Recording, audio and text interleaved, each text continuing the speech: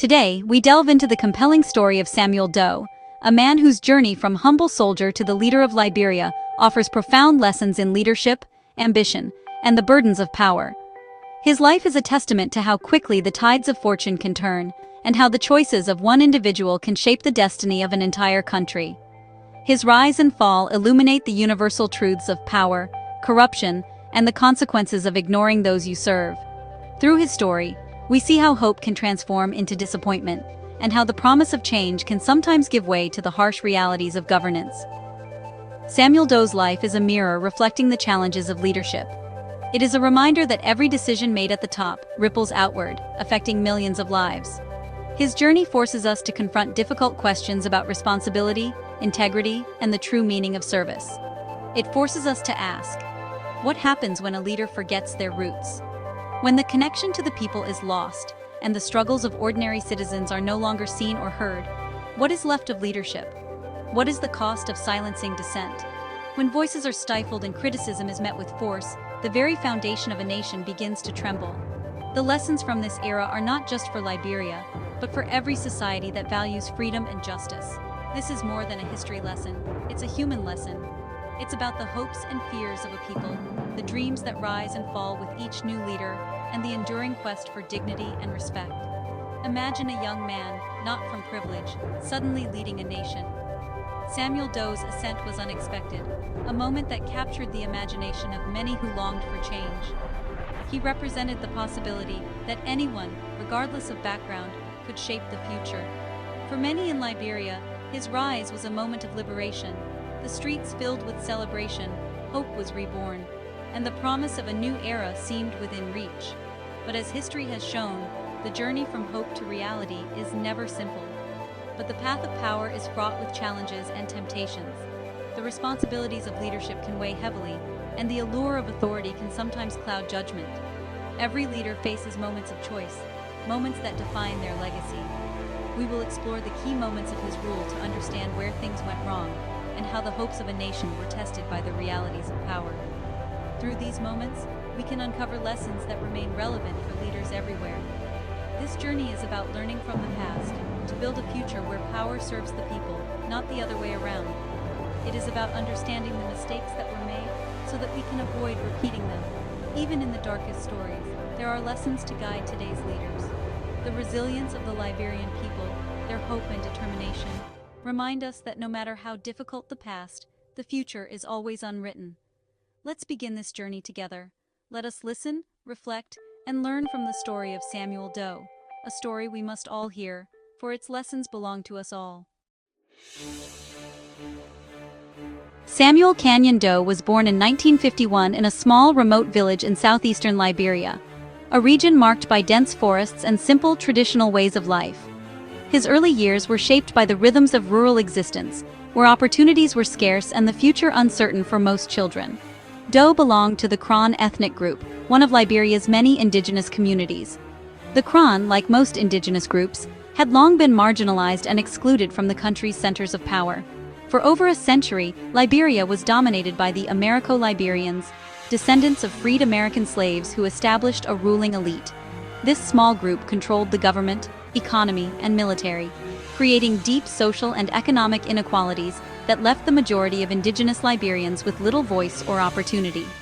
Seeking a way out of poverty, Doe joined the Liberian military in 1969.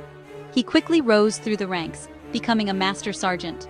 In the barracks, he witnessed firsthand the frustrations and grievances of the indigenous population, who felt shut out from the privileges enjoyed by the Americo-Liberian elite.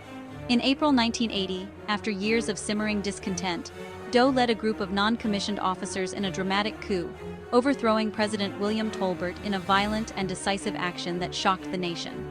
At just 28 years old, Doe became the leader of Liberia. For many indigenous Liberians, this was a moment of profound change. A young man from humble beginnings had seized power, breaking the Americo-Liberian monopoly. Doe and his fellow soldiers established the People's Redemption Council, a military government that, for the first time in Liberia's history, placed indigenous people at the helm of national leadership. Across the country, crowds poured into the streets, celebrating what they saw as liberation from decades of exclusion. Doe was hailed as a hero, a symbol of hope for a new, more inclusive Liberia. Yet, beneath the celebrations, there was uncertainty. The hope of a new era was soon tested by the immense challenges of governing a divided nation. The coup was swift and shocking, upending the old order overnight. But Doe's lack of political experience and the complexities of running a fractured country quickly became apparent.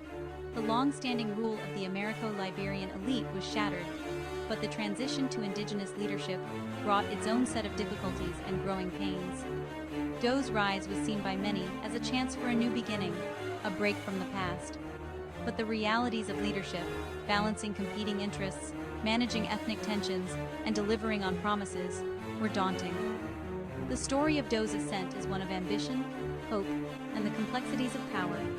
His journey from a rural village to the presidency captured the imagination of many, but also revealed the challenges of transforming a nation.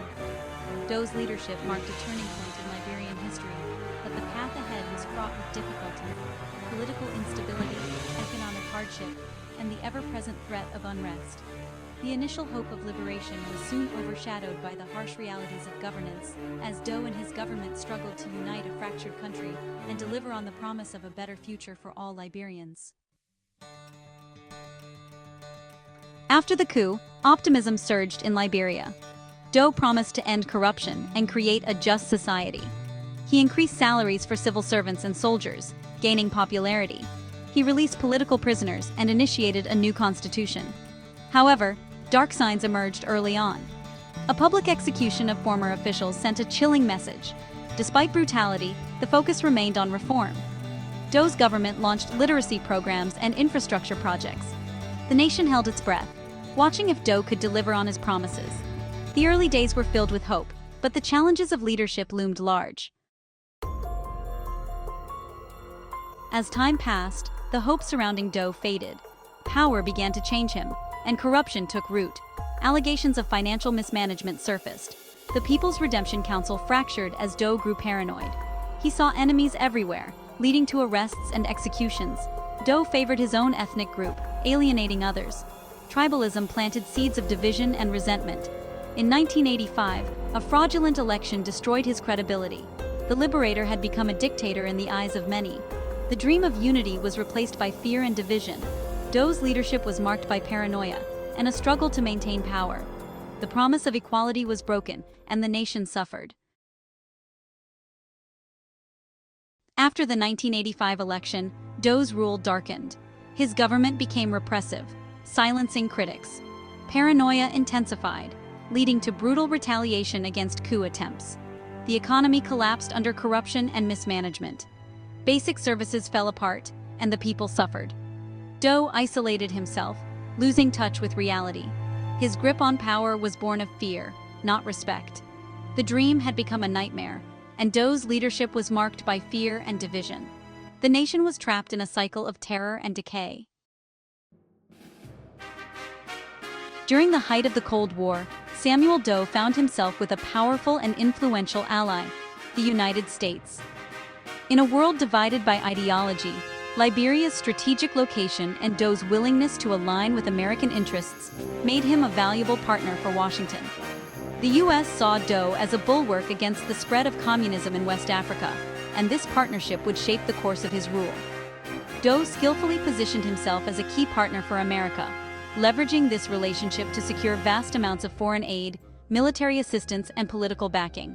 Shipments of food, money, and equipment flowed into Liberia, bolstering Doe's regime and giving him the resources to maintain his grip on power. Yet this close relationship was a double-edged sword. While it provided Doe with much-needed support, it also made him deeply vulnerable. His authority became tied not to the will of the Liberian people, but to the continued favor of his foreign patrons. The influx of foreign cash propped up Doe's government, but it also bred resentment among ordinary Liberians, who saw their leader as beholden to outside interests, rather than their own needs and aspirations. When the Berlin Wall fell and the Cold War drew to a close, the geopolitical landscape shifted dramatically. Suddenly, Doe's strategic value to the United States evaporated almost overnight. As international attention turned elsewhere, the U.S. began to distance itself, especially as reports of human rights abuses and corruption under Doe's rule became impossible to ignore. The once steady flow of money and support slowed to a trickle, leaving Doe's regime exposed and increasingly isolated. The economy faltered, and unrest simmered beneath the surface. Doe's reliance on American support, which had seemed like a strength, was now revealed as a fragile and unsustainable foundation. The powerful friend who had once protected him now looked the other way, leaving Doe to navigate a rapidly changing world on his own. His leadership, once marked by the promise of foreign aid and international backing, was now defined by a lack of genuine support from his own people and growing opposition on the streets. As the Cold War era faded, Doe found himself increasingly vulnerable, isolated from both his former allies and the citizens he was meant to lead. In the end, the consequences of his choices and his dependence on foreign powers were his to face alone, as Liberia edged closer to chaos and civil unrest. By 1989, Liberia was at a breaking point. Charles Taylor's rebellion gained momentum, fueled by ethnic tensions. The conflict was an ethnic war, with horrifying violence on all sides. Doe's army was ineffective, seen as a tribal militia. As rebels advanced, Doe was trapped in Monrovia. The international community largely stood by. An African peacekeeping force struggled to restore order. Doe's power was slipping away, and the nation was in chaos. The rebellion was a response to years of brutality and division. The end was near, and the nation was tearing itself apart. In September 1990, Samuel Doe's life ended brutally. He was captured by Prince Johnson's forces and tortured. The gruesome act was recorded, showing the depths of the country's fall. Doe's death did not end the war, it fueled more fighting. The Civil War claimed over 250,000 lives. Doe's fall is a tragic lesson in the consequences of power built on violence. A leader who rules through fear will be consumed by it. Doe's final hours mirrored the cruelty of his regime. His story is a chilling reminder of the impact of leadership choices. The cycle of violence continued long after he was gone. The story of Samuel Doe is a profound lesson in the dangers of power and division.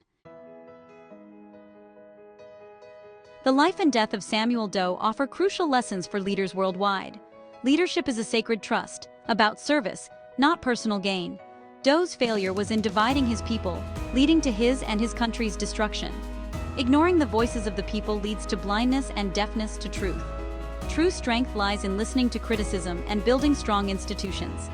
History is a living teacher, showing the path from liberator to dictator. Today's leaders can learn from Doe's story and choose a different path. The best way to honor those who suffered is to build a better future. A future with free elections, respected human rights, and dignity for all. Doe's story is a warning and an inspiration to demand a world where power heals and unites. The lessons from his life are worth learning. Thank you.